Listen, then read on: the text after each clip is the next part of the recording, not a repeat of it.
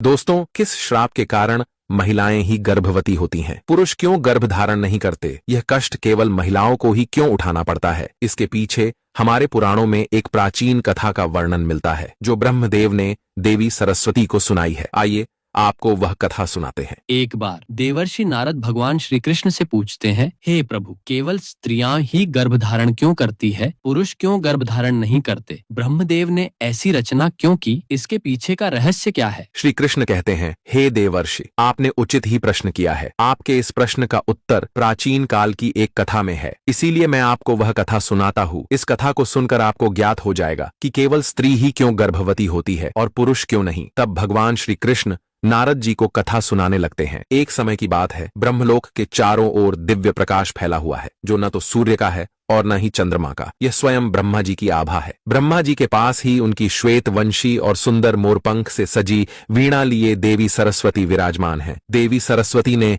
ब्रह्मा जी के चरणों में बैठकर अपनी मधुर वाणी में कहना प्रारंभ किया, हे स्वामी, इस सृष्टि की संरचना में आपने अनगिनत अद्भुत कृतियां रची है। आपने अपनी इच्छा शक्ति से अनेक ऋषियों, देवताओं, गंधर्वों और सुंदर अप्सराओं को प्रकट किया। स्त्रियों को आपने सौंदर्य, चंचलता और आकर्षण प्रदान किया है, किंतु मैं एक जिज्ञासा से व्याकुल हूँ। संसार में गर्भ धारण का अद्भुत कर्तव्य और पीड़ा केवल स्त्रियों को ही क्यों सहनी पड़ती है? ये विशेषाधिकार और यह कष्ट केवल स्त्रियों के लिए ही क्यों निर्धारित हुआ? ब्रह्मा जी, जो अपनी चारों दिशाओं में देख रहे थे, उनकी बात सुनकर हल्के से मुस्कुराए।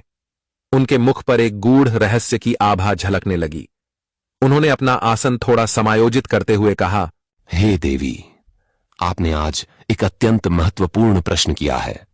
इस प्रश्न का उत्तर केवल एक कथा के माध्यम से ही समझाया जा सकता है। यह कथा इतनी प्राचीन है कि इसका उल्लेख स्वयं सृष्टि के आरंभ में हुआ था। इसे सुनने से न केवल आपकी जिज्ञासा शांत होगी, बल्कि इसे सुनने वाली स्त्री को गुणवान और रूपवान संतान का आशीर्वाद भी मिलेगा। जो भी स्त्री इस कथा को ध्यानपूर्वक सुनती है, उसे निश्चित ही गुणवान पुत्र रत्न की प्राप्त होगी। देवी सरस्वती ने ब्रह्मा जी के मुखमंडल पर दृष्टि डाली और बड़े आदर से कहा, हे प्रभु, मैं इस कथा को सुनने के लिए अत्यंत उत्सुक हूँ। कृपया मुझे यह कथा सुनाइए। ब्रह्मा जी ने अपना ध्यान कुछ क्षण के लिए ब्रह्मलोक के दिव्य प्रकाश में केंद्रित किया। उनकी वाणी गंभीर हो गई और उन्होंने कहना आरंभ किया, हे देवी, ध्यानपूर्वक सुनो। यह कथा उस समय की है जब सृष्टि का आरंभ हुआ था और देवताओं तथा दानवों के बीच एक बड़ा युद्ध छिड़ा था। उसी समय गर्भ धारण का यह रहस्य प्रकट हुआ। हे देवी, इसके पीछे महर्षि पुलत्स्य और देवी हविर्भुवा की कथा है। महर्षि पुलत्स्य का जन्म मेरे कान से हुआ था। वे मेरे मानस पुत्रों में से एक हैं और अत्यंत तपस्वी, ज्ञानवान और धर्मपरायण हैं।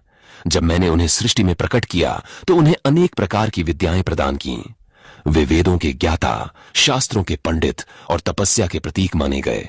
उनके जन्म का उद्देश्य संसार में धर्म की स्थापना करना और मानव जाति को सत्य, तप और संयम का महत्व सिखाना था। मैंने उन्हें निर्देश दिया कि वे तपस्या और ध्यान के माध्यम से आत्मज्ञान प्राप्त करें और संसार में सच्चे कल्याण का मार्ग प्रशस्त करें। मेरी आज्ञा से सत्ययुग में महर्षि पुलत्स्य सुमेरु पर्वत की ओर तपस्या के लिए गए। वह स्थान दिव्य, पवित्र और प्राकृतिक सुंदरता से परिपूर्ण था। सुमेरु पर्वत के उच्च शिखर पर उन्होंने एक आश्रम का निर्माण किया जो बांस, घास और जंगल की लकड़ियों से बना था। वह स्थान चारों ओर से ऊंचे वृक्षों, जल के झरनों और शांत वातावरण से घिरा हुआ था। यह आश्रम तपस्वी पुलत्स्य का साधना स्थल बन गया। महर्षि पुलत्स्य ने वहां घोर तपस्या प्रारंभ कर दी। उनके तप से चारों ओर दिव्यता का प्रवाह होने लगा। उनके शरीर से निकलने वाली ऊर्जा इतनी प्रभावशाली थी कि वह देवताओं, गंधर्वों और अप्सराओं का ध्यान आकर्षित करने लगी। सुमेरु पर्वत, जो देवताओं और गंधर्वों का प्रिय स्थान था, वहां आए दिन अप्सराएं, गंधर्व और दानव विचरण करते रहते थे। जब उनकी दृष्टि महर्षि पुलत्स्य पर पड़ी तो वे सभी उनकी तपस्या को लेकर आश्चर्यचकित हो गए। उनकी दिव्यता और तप का प्रभाव इतना गहरा था कि सभी उन्हें अपने खेल और नृत्य के माध्यम से विचलित करने का प्रयास करने लगे।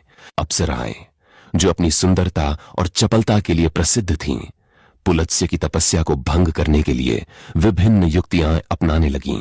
वे उनके आश्रम के निकट आकर अपने मधुर स्वर में गाने लगीं। कोई वीणा बजाती तो कोई कंचन घंटियों की मधुर ध्वनि से वातावरण को गूंजायमान कर देती। वे कभी फूलों की माला लेकर पुलत्स्य के पास जाती तो कभी अपनी सुंदरता का प्रदर्शन कर उनके तप को भंग करने का प्रयास करती। लेकिन महर्षि पुलत्स्य अपनी साधना में लीन थे, वे उनकी ओर कोई ध्यान नहीं देते थे। यह देखकर अप्सराएं और गंधर्व अधिक उन्मुक्त होकर उनके तप में विघ्न डालने का प्रयास करने लगे। अनेक प्रकार के दानव भी अपनी चेष्टाओं से उनके धैर्य की परीक्षा लेने लगे। वे दानव आकर अपनी कर्ण कर्कश ध्वनि से महर्षि की तपस्या में विघ्न निर्माण करते और चले जाते, लेकिन महर्षि का ध्यान कभी विचलित नहीं हुआ। एक दिन जब अप्सराओं ने हद से अधिक अशांति उत्पन्न कर दी और गंधर्वों ने उनके आश्रम के पास अपने क्रीड़ा स्थल बना लिए, तो महर्षि पुलत्स्य की साधना भंग हो गई। वे अपने तप से उठे और उनकी आंखों में क्रोध का तेज स्पष्ट झलकने लगा। उनकी वाणी गंभीर और आकाश के समान गूंजती हुई थी। उन्होंने उन सभी को चेतावनी देते हुए कहा, हे अप्सराओं, हे गंधर्वों और यहाँ विचरण करने वाले समस्त प्राणियों, क्या तुमने मेरी साधना का अर्थ नहीं समझा? क्या तुम्हारे लिए धर्म, तप और संयम का कोई महत्व नहीं है? मैं यहाँ संसार के कल्याण के लिए तपस्या कर रहा हूँ और तुम मेरे तप को बार बार भंग कर रहे हो। अप्सराएं और गंधर्व उनके क्रोध से भयभीत हो गए, लेकिन कुछ ने इसे गंभीरता से नहीं लिया। यह देखकर पुलत्स्य ने क्रोधित होकर कहा, हे अप्सराओं, गंधर्वों, दानवों तथा मानवों, आज मैं तुम सबको चेतावनी देता हूं। जो भी प्राणी अब मेरी तपस्या में विघ्न डालेगा वह गर्भ धारण करेगा, चाहे वह पुरुष हो, स्त्री हो, गंधर्व हो या दानव हो। जो भी मेरी तपस्या में विघ्न उत्पन्न करेगा, गर्भ का कष्ट उसे सहन करना पड़ेगा। यह मेरा शाप है और यह शाप अटल है। ब्रह्मदेव कहते हैं, हे देवी, महर्षि पुलत्स्य के वचन ब्रह्मांड में गूंजने लगे। अप्सराएं और गंधर्व भय से कांपने लगे और वहां से भाग गए। उनके इस शाप का प्रभाव इतना गहरा था कि सुमेरु पर्वत पर फिर कोई भी प्राणी उनकी तपस्या में विघ्न डालने की हिम्मत नहीं कर सका। पुलत्स्य ने अपने ध्यान में लौटकर घोर तपस्या जारी रखी। उनके तप के प्रभाव से वहां का वातावरण और भी पवित्र और दिव्य हो गया। सुमेरु पर्वत के उस शांत और दिव्य स्थान पर जहां महर्षि पुलत्स्य अपनी घोर तपस्या में लीन थे, प्रकृति का सौंदर्य अपनी चरम पर था। वहां की घाटियां हरी भरी थीं और झरने निर्मल जल की धारा के साथ संगीत प्रस्तुत कर रहे थे। पक्षियों की मधुर चहचहाहट वातावरण को और भी पवित्र बना रही थी। लेकिन यह स्थान अब साधारण प्राणियों के लिए भय का कारण बन चुका था, क्योंकि पुलत्स्य के क्रोध और शाप के कारण कोई भी वहां जाने का साहस नहीं करता था। इसी समय पर्वत की कंदराओं में स्थित एक छोटे से आश्रम में महर्षि तृणबिंदु अपनी पत्नी और पुत्री हविर्भुवा के साथ निवास कर रहे थे। हविर्भुवा एक अत्यंत सुंदर और चंचल युवती थी। उसका सौंदर्य ऐसा था कि उसे देखकर देवताओं की अप्सराएं भी ईर्ष्या करतीं। उसकी कोमलता और उसकी मुस्कान सभी को आकर्षित करती थी। वह स्वभाव से जिज्ञासु और सरल थी, लेकिन साथ ही उसकी बाल सुलभ चंचलता उसे पर्वत की कंदराओं और वन वन में घूमने को प्रेरित करती थी। एक दिन हविर्भुवा अपनी सहेलियों के साथ पर्वत की कंदराओं में खेल रही थी। खेल खेल में उसकी सहेलियां उससे बिछड़ गईं। उन्हें खोजने के लिए हविर्भुवा चंचल मन से पर्वत की ऊंचाई पर चढ़ने लगी। वह सहेलियों को पुकारते हुए सुमेरु पर्वत के उस भाग में पहुंच गई जहां महर्षि पुलत्स्य का आश्रम था। यह स्थान अत्यंत शांत था। चारों ओर साधना की ऊर्जा प्रवाहित हो रही थी। हविर्भुवा ने पहले तो इसे ध्यान नहीं दिया और सहेलियों को पुकारती हुई महर्षि पुलत्स्य के आश्रम तक पहुंच गई। लेकिन जैसे ही उसने आश्रम के अंदर कदम रखा, महर्षि पुलत्स्य ने ध्यान से अपनी आंखें खोलीं। उनकी दृष्टि जैसे ही हविर्भुवा पर पड़ी, उनके शाप का प्रभाव तुरंत ही प्रकट हो गया। हविर्भुवा, जो अब तक अपने सहेलियों को खोजने में व्यस्त थी, अचानक अपने शरीर में एक अजीब बदलाव महसूस करने लगी। महर्षि पुलत्स्य की तपस्या और उनके शाप की शक्ति इतनी प्रबल थी कि उनके सामने खड़ी होने मात्र से हविर्भुवा के शरीर पर इसका प्रभाव पड़ गया। उसके शरीर का रंग पीला पड़ने लगा, उसकी सांसें तेज हो गईं और उसके भीतर एक असहनीय पीड़ा का अनुभव होने लगा। हविर्भुआ ने अपने शरीर में इस विचित्र परिवर्तन को महसूस करते ही अपने पेट पर हाथ रखा। उसकी कोमल काया अब गर्भवती प्रतीत होने लगी थी। यह उसके लिए अत्यंत अचंभे और भय का कारण बन गया। उसने व्याकुल होकर महर्षि पुलत्स्य की ओर देखा, लेकिन महर्षि अपनी तपस्या में पुनः लीन हो गए थे। तभी हविर्भुआ की सहेलियां, जो उसे ढूंढते हुए उस स्थान पर आ पहुंची थीं, उसे देखकर स्तब्ध रह गईं। हविर्भुआ ने घबराई हुई आवाज में अपनी सहेलियों से कहा, हे सखियों, मुझे नहीं पता यह क्या हो रहा है। मैं यहाँ केवल तुम्हें खोजने आई थी, लेकिन जैसे ही मैंने इस तपस्वी को देखा, मेरे शरीर में यह बदलाव होने लगा। मुझे अपने शरीर में अजीब सा महसूस हो रहा है। मेरे पेट में जैसे कुछ हलचल हो रही है। यह क्या है, मैं समझ नहीं पा रही हूँ। सखियां भी भयभीत होकर हविर्भुआ को सहारा देने लगीं। एक सखी ने कहा, हे हविर्भुआ, यह स्थान बहुत डरावना लगता है। हमें यहाँ से तुरंत चलना चाहिए। इस स्थान पर महर्षि पुलत्स्य तपस्या करते हैं और हमने सुना है कि उनके शाप के कारण कोई भी उनकी तपस्या में विघ्न डालने की हिम्मत नहीं करता। तुम अनजाने में उनके शाप के प्रभाव में आ गई हो। ब्रह्मदेव कहते हैं, हे देवी। फिर वह सहेलियां हविर्भुआ को सहारा देकर महर्षि तृणबिंदु के आश्रम की ओर ले जाने लगीं। रास्ते भर हविर्भुआ भय और लज्जा से व्याकुल रही। उसका चेहरा पीला और आंखें अश्रुपूर्ण थीं। वह समझ नहीं पा रही थी कि उसके साथ ऐसा क्यों हुआ। हविर्भुआ अपनी सखियों के सहारे किसी तरह अपने पिता महर्षि तृणबिंदु के आश्रम पहुंची। उसकी हालत देखकर तृणबिंदु और उनकी पत्नी का हृदय कांप उठा। हविर्भुआ ने रोते हुए सारा वृतांत कह सुनाया। उसने कहा, हे पिता, मैं अनजाने में महर्षि पुलत्स्य के तपस्थल पर पहुंच गई। मुझे यह ज्ञात नहीं था कि वहां जाना निषिद्ध है।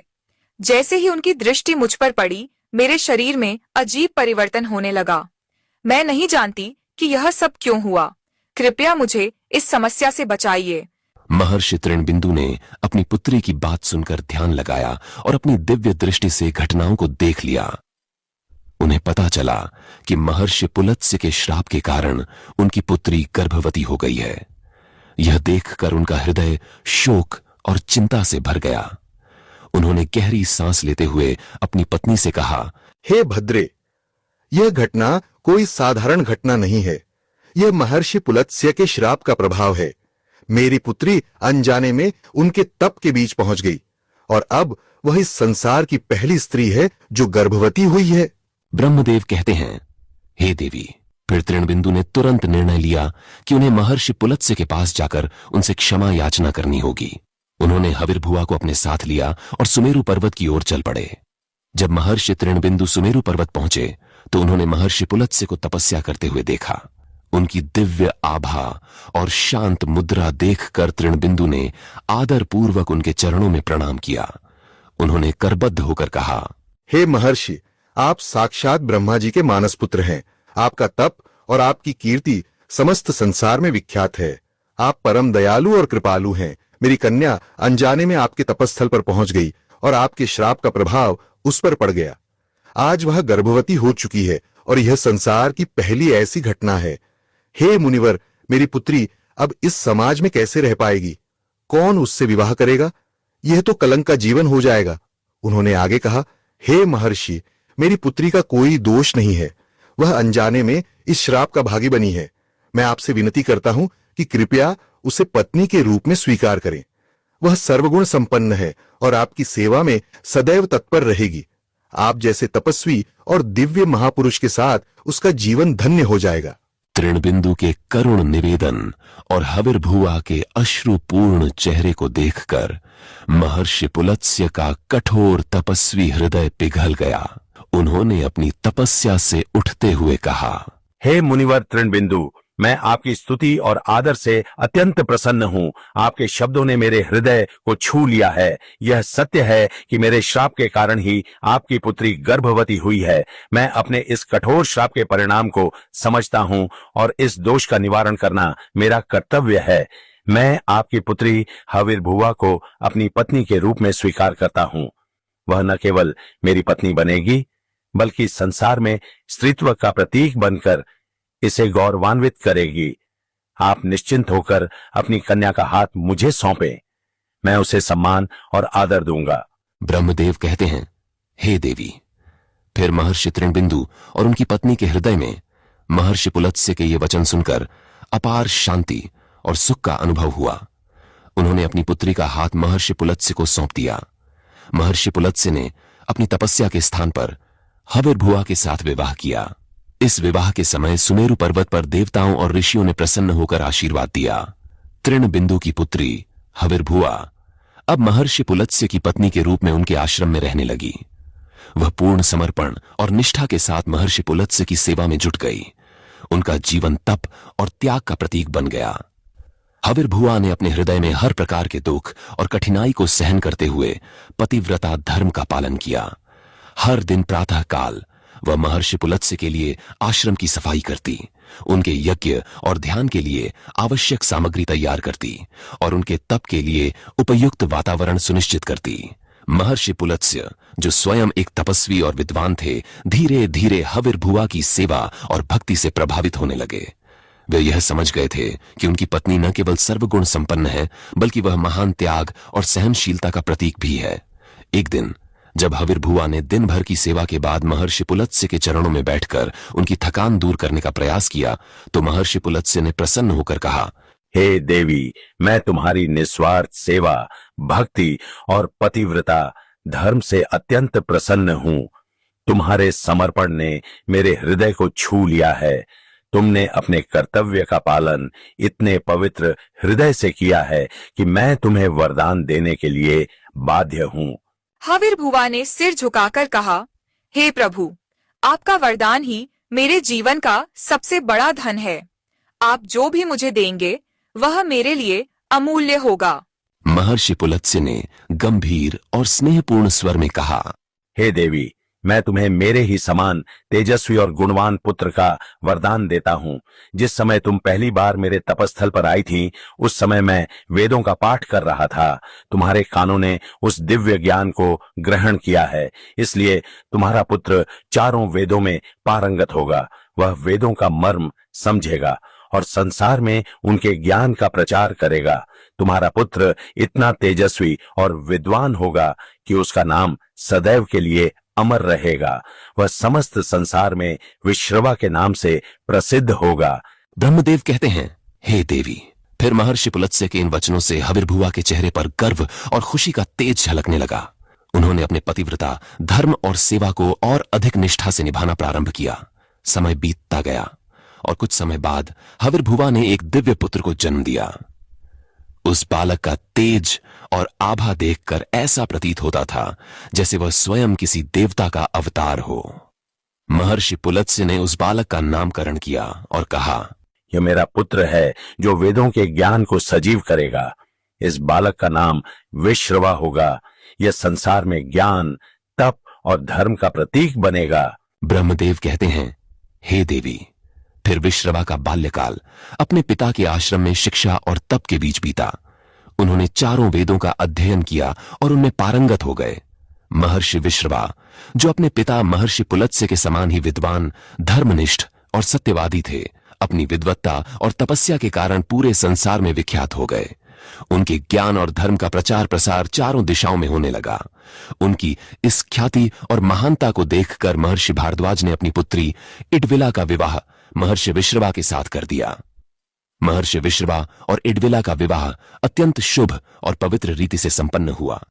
विवाह के बाद वह अपने पति की सेवा और उनके आश्रम की व्यवस्था में रत हो गईं। समय बीता और इडविला ने एक तेजस्वी पुत्र को जन्म दिया। इस बालक का नाम वैश्रवण रखा गया। वैश्रवण के जन्म के समय से ही उनके भीतर दिव्य गुणों की झलक दिखने लगी थी। वे अपने पिता की भांति धर्मपरायण, सत्यवादी और तपस्वी स्वभाव के थे। उनका एक और नाम कुबेर पड़ा और यही नाम कालांतर में अधिक प्रसिद्ध हुआ। ब्रह्मदेव कहते हैं, हे देवी। फिर कुबेर बड़े होने पर धर्म और तपस्या की ओर आकर्षित हुए। फिर कुबेर ने कठिन तपस्या आरंभ की। उन्होंने वर्षों तक कठोर साधना की, जिससे देवता और ऋषि मुनि भी प्रभावित हुए। उनकी तपस्या से प्रसन्न होकर स्वयं मैं ब्रह्मदेव उसके सामने प्रकट हुआ और मैंने उसे आशीर्वाद देते हुए कहा, हे वत्स, मैं तुम्हारी तपस्या से अत्यंत प्रसन्न हूं। तुमने अपने धर्म, तप और संयम से मुझे संतुष्ट कर दिया है। इसलिए मैं तुम्हें वरदान देता हूं कि तुम उत्तर दिशा के स्वामी और धन के अधिपति बनोगे। तुम्हारे पास अपार संपत्ति और ऐश्वर्य होगा। इसके साथ ही मैंने कुबेर को पुष्पक विमान प्रदान किया। यह विमान मन की गति से चलता था और अद्भुत रत्नों से सज्जित था। यह विमान देवताओं के लिए भी दुर्लभ था। मैंने कुबेर को आशीर्वाद दिया कि वे गंधमादन पर्वत पर स्थित धन के स्वामी बने और संपत्ति का चौथा भाग उनके अधिकार में रहे। कुबेर ने उस संपत्ति का 16वां भाग मनुष्यों के लिए उपलब्ध कराया। इस प्रकार कुबेर धन के स्वामी और देवताओं के कोषाध्यक्ष बन गए। वहीं दूसरी ओर महर्षि विश्रवा का दूसरा विवाह कैकसी नामक स्त्री से हुआ। कैकसी अद्भुत सौंदर्य और तेजस्वी स्वभाव की धनी थीं। वह अपनी भक्ति और सेवा के कारण महर्षि विश्रवा के हृदय में विशेष स्थान रखती थीं। इस दौरान भगवान शिव ने अपनी पत्नी माता पार्वती के लिए एक दिव्य महल का निर्माण कराया। इस महल को लंका नाम दिया गया। लंका की रचना इतनी अद्वितीय और भव्य थी कि यह तीनों लोकों में अद्वितीय मानी गई। स्वर्ण से निर्मित यह महल अद्भुत नक्काशी और रत्नों से सजा हुआ था। इसका निर्माण स्वयं भगवान विश्वकर्मा ने किया था। जब लंका के गृह प्रवेश का समय आया तो भगवान शिव ने देवताओं और ऋषि मुनियों को निमंत्रण दिया। महर्षि विश्रवा और उनकी पत्नी कैकसी को भी इस पवित्र अवसर पर बुलाया गया। लंका के गृह प्रवेश के भव्य अवसर पर महर्षि विश्रवा और उनकी पत्नी कैकसी ने दिव्य स्वर्ण लंका के सौंदर्य और वैभव को देखा। लंका की स्वर्ण दीवारें और अद्भुत रत्नों से जड़े महल जो स्वयं भगवान विश्वकर्मा द्वारा निर्मित थे, कैकसी को मोहित कर गए। लंका के इस अप्रतिम वैभव ने कैकसी के मन में लालसा जगा दी।